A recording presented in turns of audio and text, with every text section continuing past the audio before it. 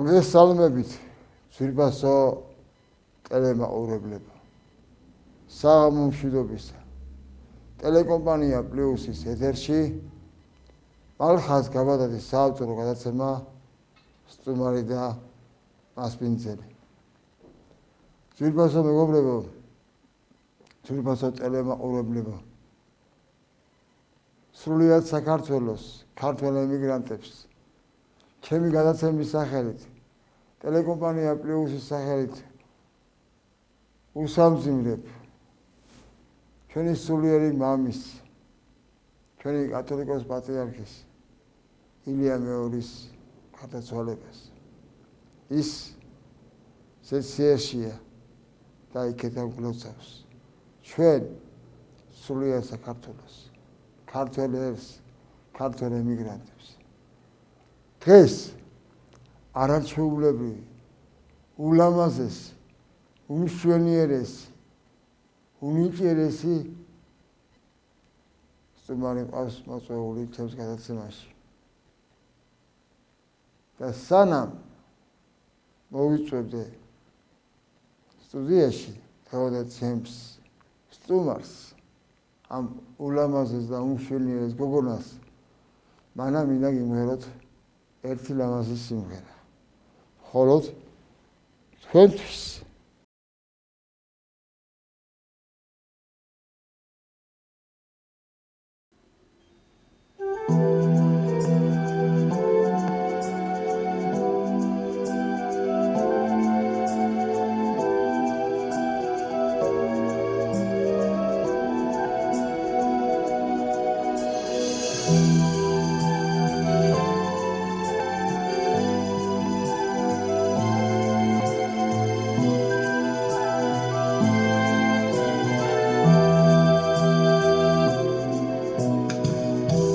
გადაუბრიხალოდი ძვირფასო ქალი ზღვისფერი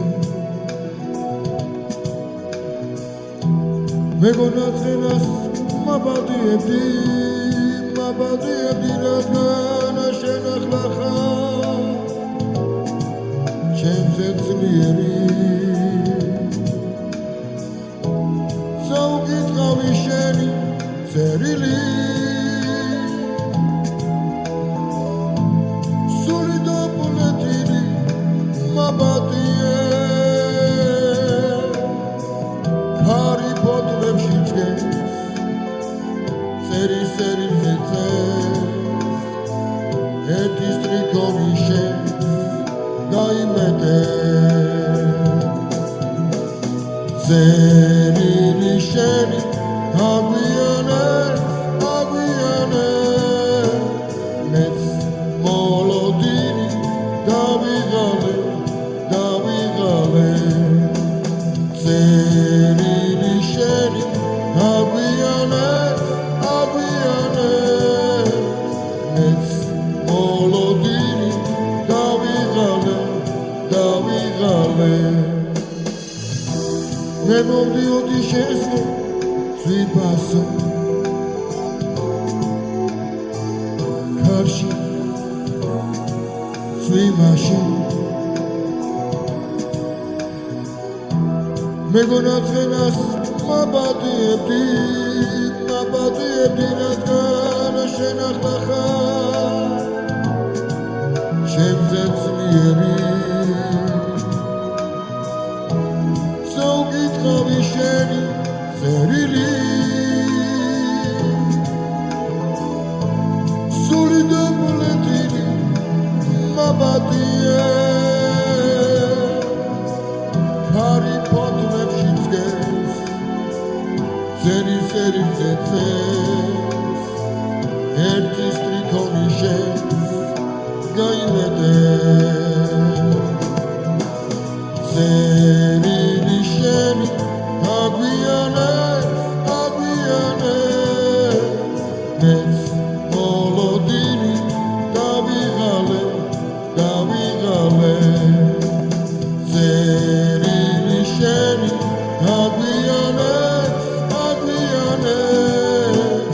მეც მოლოდინი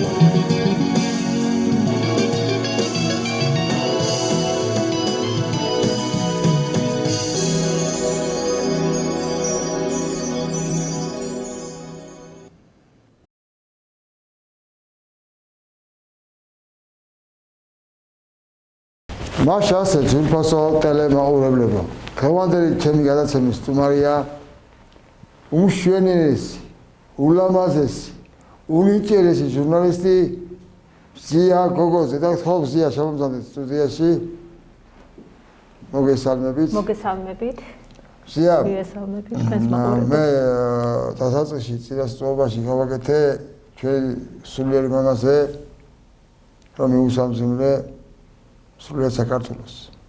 ჩვენი პატრიოტის გარდაცვალება და თქვენი სახელით და ჩემი გადაცემის სახელით მინდა წუთი ერთი მინუტით პატივი მივაგოთ ჩვენ ილია მეორეს. უსამძიმრებს სრულიად საქართველოს. დიდი მადლობა თქვენ დავბრძანდეთ. ზია როგორი განწყობით ახლა, როგორი შემართებით ახლა მოსული ჩემს გადაცემას. სასიამოვნო განწყობით ვარ, რა თქმა უნდა. მოგესალმებით თქვენ და მივესალმებით ჩვენს მაყურებელს.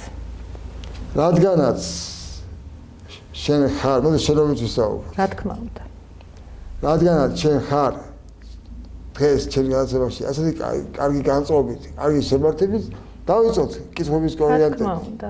იბათო. რად ვარ ინტერვიუსთვის? პირველი შეკითხვა ზია გოგოძეს.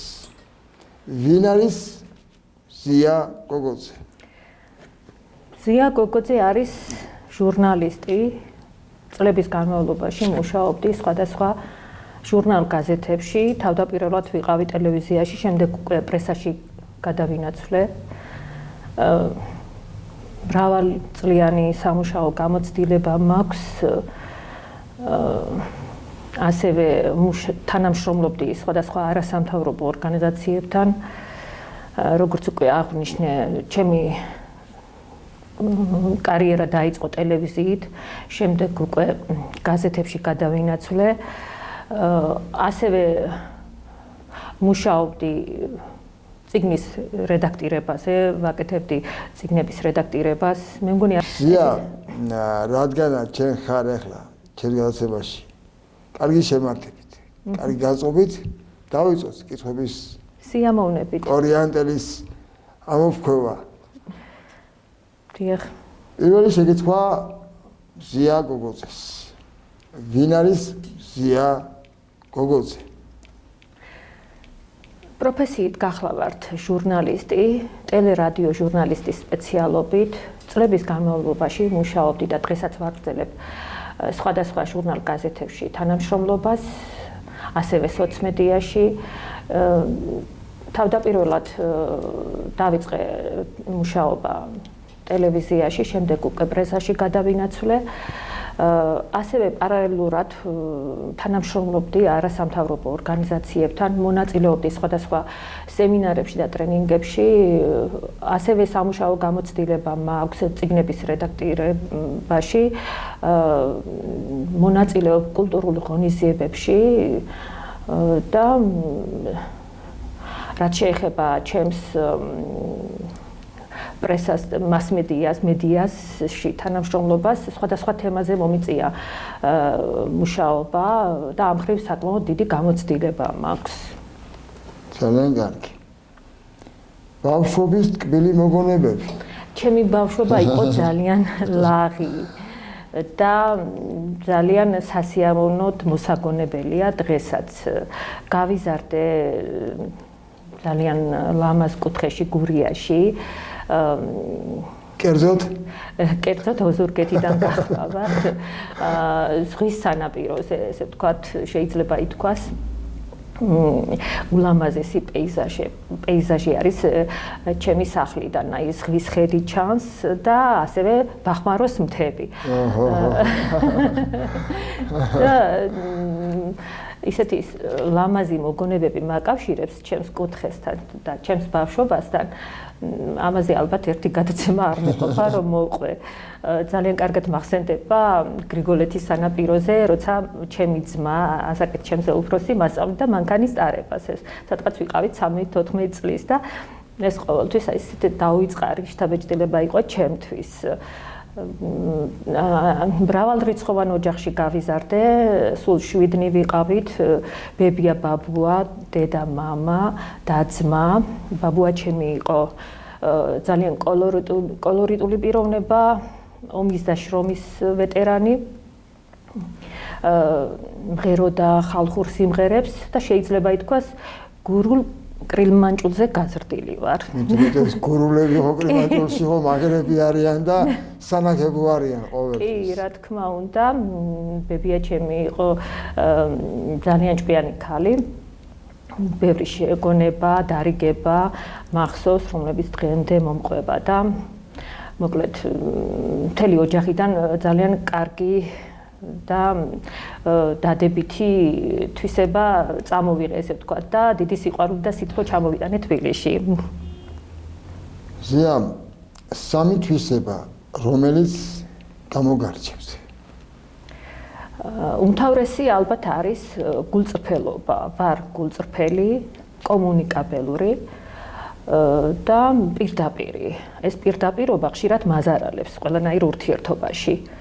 ადამიანებს არ უყვარს პირდაპირ ეტყვი რაღაცას, უფრო შექება უყვართ და აი პირდაპირ რომ ეტყვი რაღაც სიმართლეს, ხშირად არ მოსწონთ, მაგრამ ნუ ასეთი ვარ და რა. ზია, რატომ აირჩიეთ პროფესია ჟურნალისტიკა?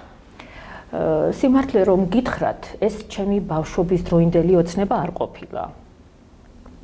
ბავშვობაში წავიკითხე ასეთი წიგნი, ინგლისელი მწერლის, ავტორი არ მახსოვს, მაგრამ პერსონაჟი მახსოვს, პატრუსია ერქვა გოგონას, რომელიც იყო პროფესიით კი არა, აი, იყო ბალერინა, პატარა გოგონა. და იმდენად კარგად იყო აღწერილი ეს ამ ბავშვის ისტორია, რომ დიდი შთაბეჭდილება მოახდინა ჩემზე.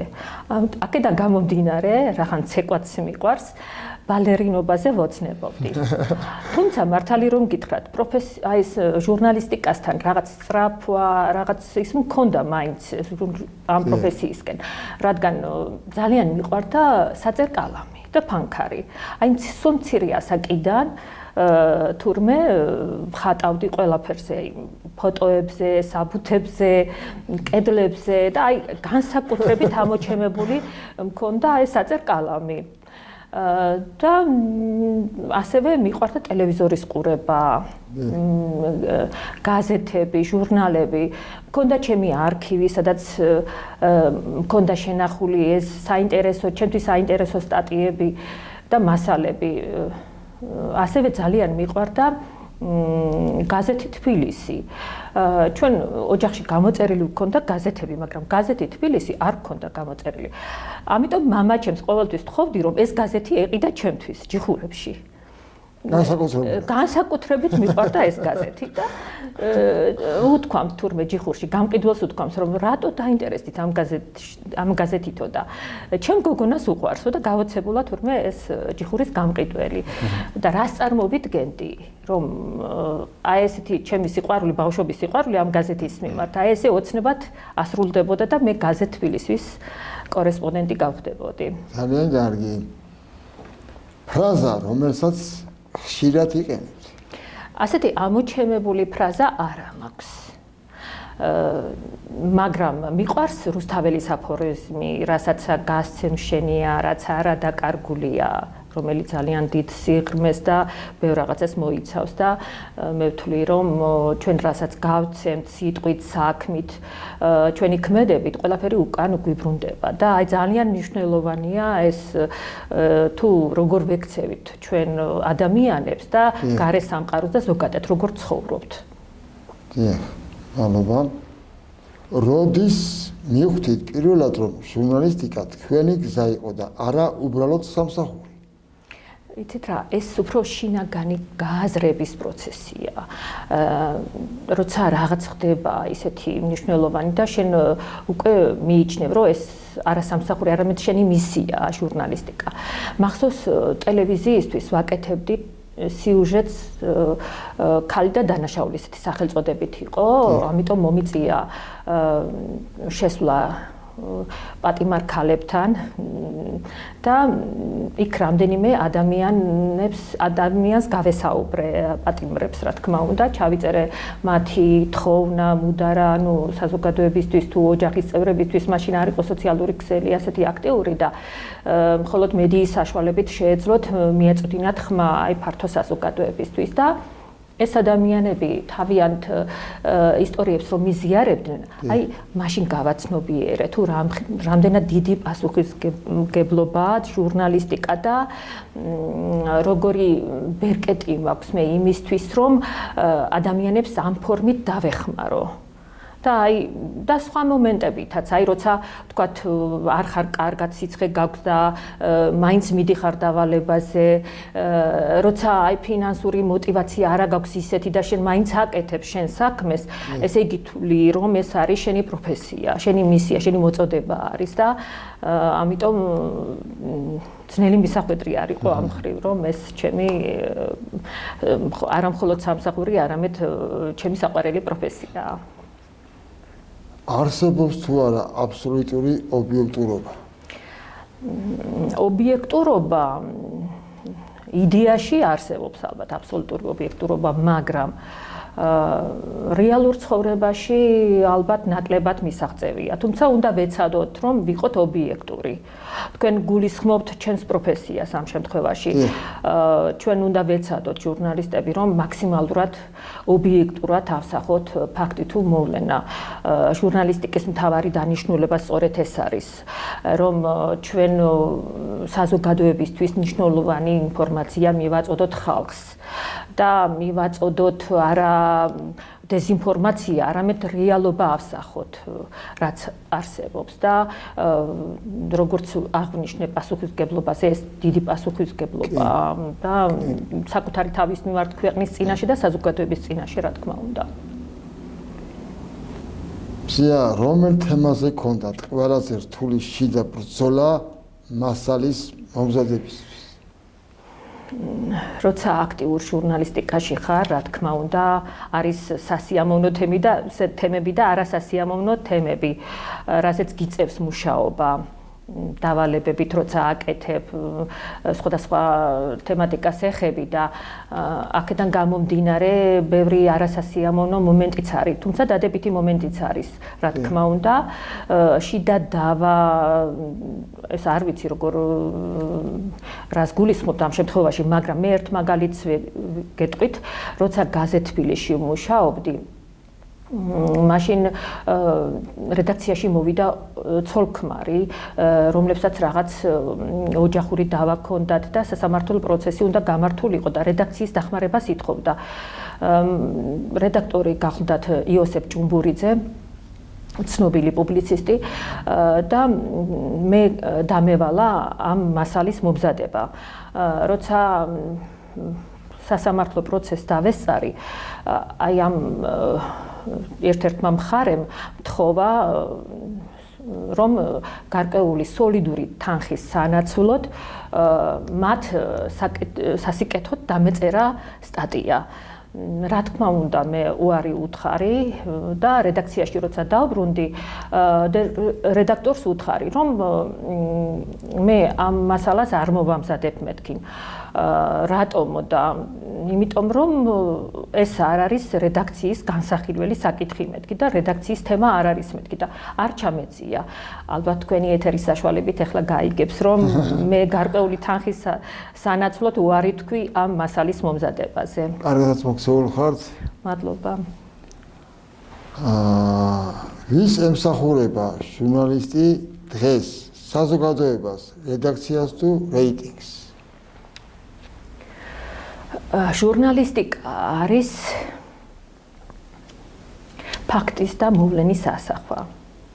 საზოგადოებისთვის მნიშვნელოვანი ინფორმაციის მოძიება და ობიექტურად ასახვა.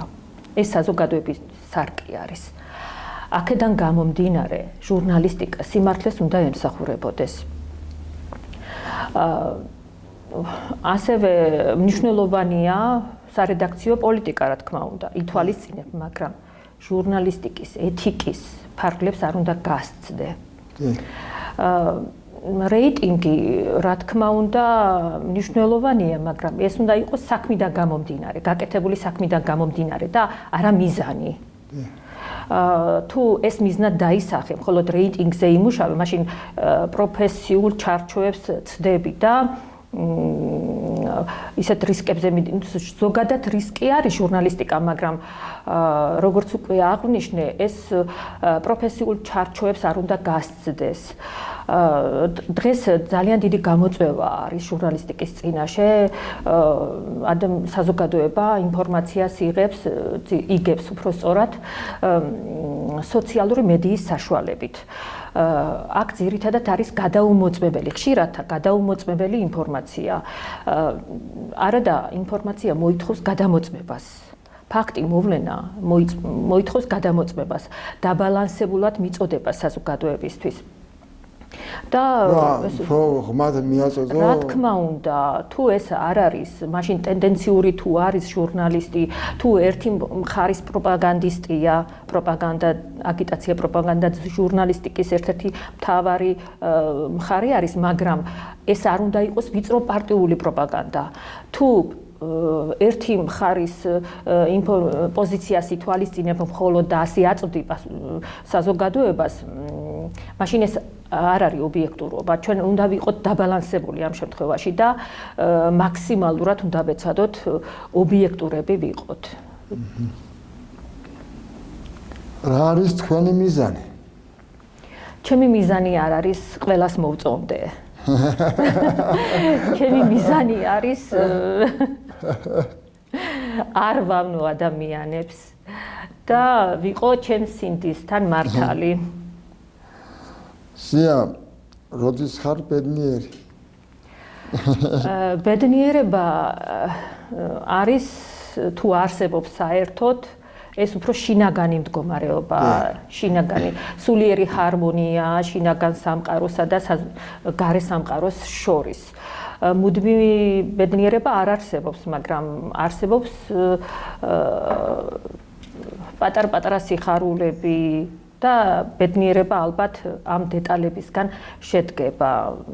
სასიამოვნო დღეებისგან, ლამაზი დღეებისგან, ლამაზი მოგონებებისგან და რა ვიცი, ჩვენ უნდა ვეცადოთ ვიყოთ ბედნიერები, მაგრამ ახლა მუდმივი ბედნიერება ბუნებაში არ არსებობს.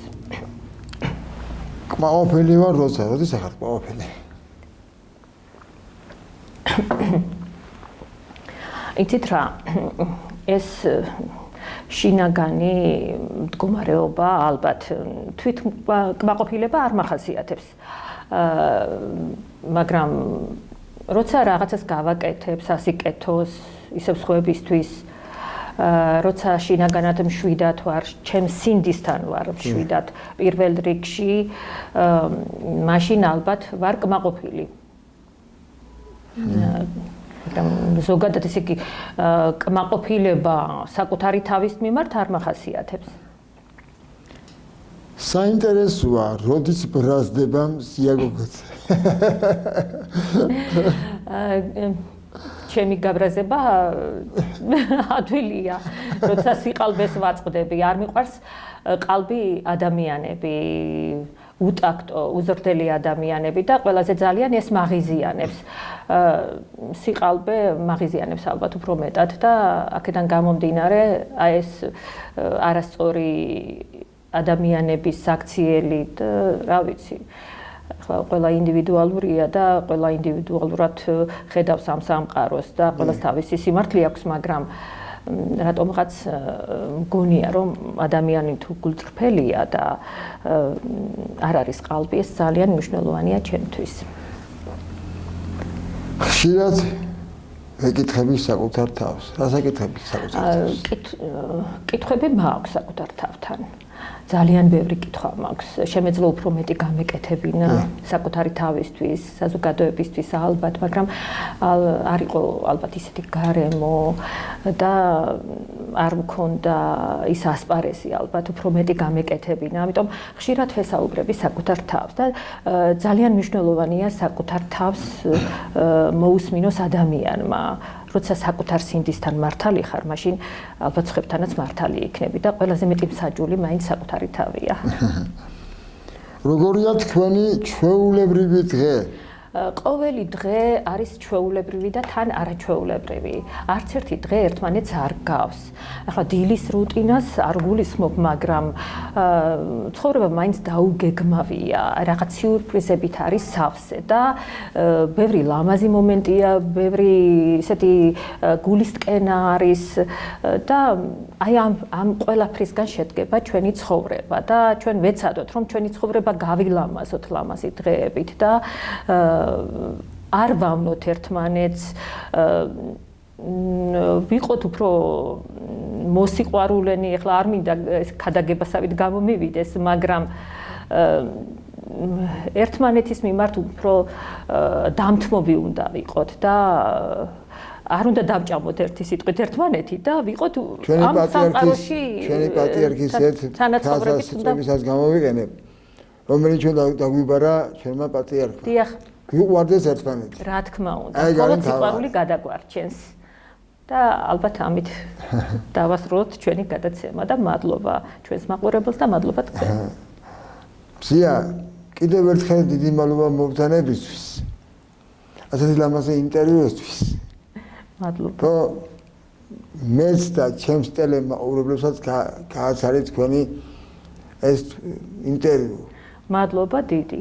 წარმატებებს გისურვებთ და რა ვიცი, ღმერთის შეწარება ყოველთვის შენ და შენ საქმიანობას. მადლობა და წარმატებებით. ძვირფასო ტელემაყურებლებო, ჩემი გადაცემის სტუმარი იყო ულამაზესი, უმშვენიერესი, უნიჭიერესი ჟურნალისტი მზია გოგოძე. გემშვიდობებით, კეთილი სურვილებით, მომავალ შეხვედრამდე.